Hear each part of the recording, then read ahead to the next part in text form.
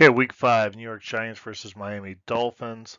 Miami is favored by 11. I'm going to take that. So I'm recording this on Tuesday, and I had the privilege of watching a very bad New York Giants offensive line play last night. I think they gave up something like 10 sacks. Really felt bad for Daniel Jones, to tell you the truth.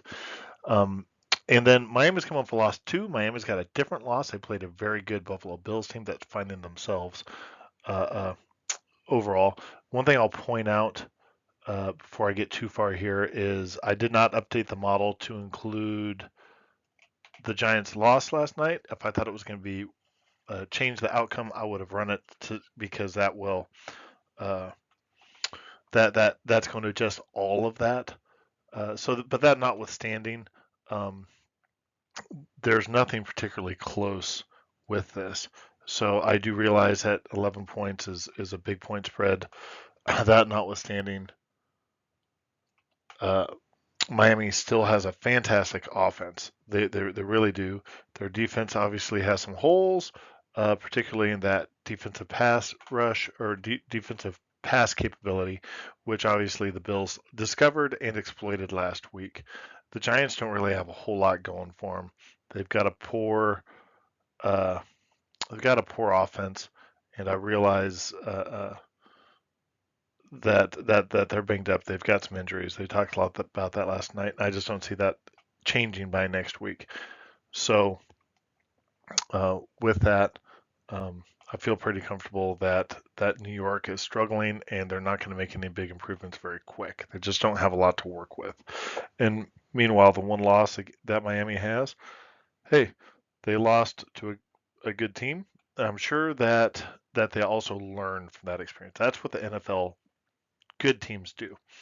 They're going to walk in, they're going to learn from those tough losses. There's nothing I can see how in the pros, if you lose to a bad team because you came out and played poorly, that's a different problem than if you lose to a good team that exploited your weaknesses. And I don't think that Miami necessarily played poorly. I think Buffalo found some of their weaknesses and they did what every good pro team is going to do. They ran all over them. They took advantage of that. Let's get the performance slides. So, as expected, you're going to see some passing yards put up here by Miami, but some other things. This, if you look over to the right, you just look at this, you see they're really doing a good job of protecting Tua this year. They're having a hard time holding on to the ball.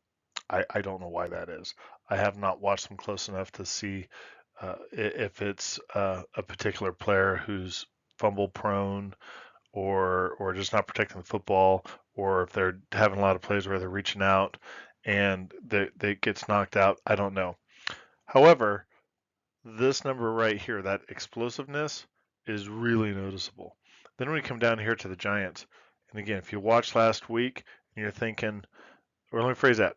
If you didn't watch last night and you're thinking, there's no way they're going to give up 6 to 10 sacks, watch last night's game.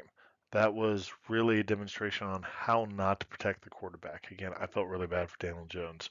So, with that, uh, again, we have a very dynamic, very capable Miami team going against a very poor and injured New York Giants team. So, with that, I will take Miami and the 11 points. Good luck with your bet. If you like what you listen to, hit like and subscribe and come back next week. Have a good week. Bye bye.